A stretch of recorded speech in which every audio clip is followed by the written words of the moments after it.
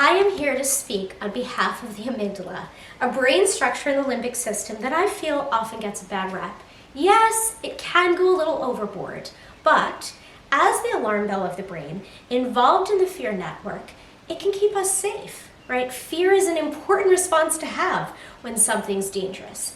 Unfortunately, this structure, with the very best intentions to keep us safe, when we have experienced something scary, generates its own neurons, so it's another one of our neurogenic structures. The amygdala gets bigger as a result, connects with more parts of the brain, and suddenly we get triggered by lots and lots of things that aren't dangerous. So that's why it gets a bad rap.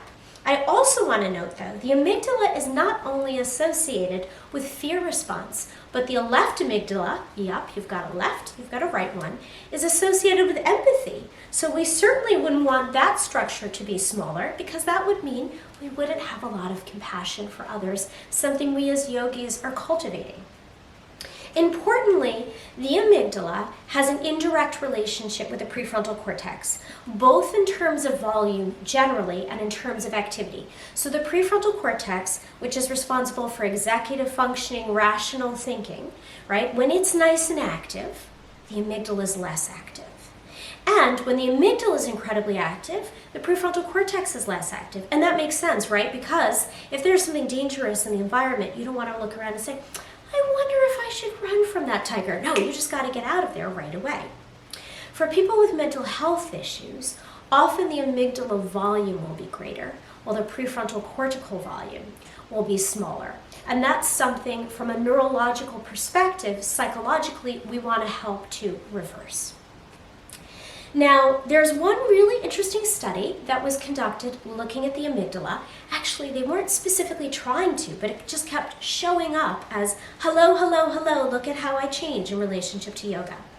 So Rotterdam, right, a city in Holland, or the Netherlands to be more proper, conducted an overall health study. And then following that, they wanted to know how many people involved in this large health study for the city practiced yoga. And of those people, over 2,000 were willing to come back and say, I practice yoga and I'm willing to engage in further follow-up study. So what they did was they scanned the brains of these yoga, and they were also mindfulness practitioners, each year for 5 years to look at change. And although they didn't have a control condition, they tried to control for as many variables as possible, like age, education, gender, diet, health, physical activity, etc. And you know what they found?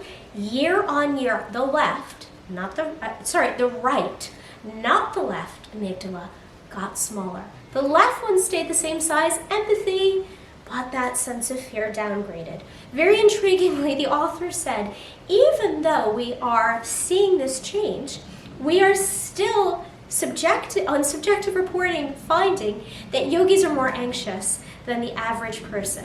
I think that's not true. I think instead that yogis are more clear about the signals that they're experiencing, and so their reporting is more honest. Anyway, this is my call out to have a little love for your amygdala, and it'll have some for you.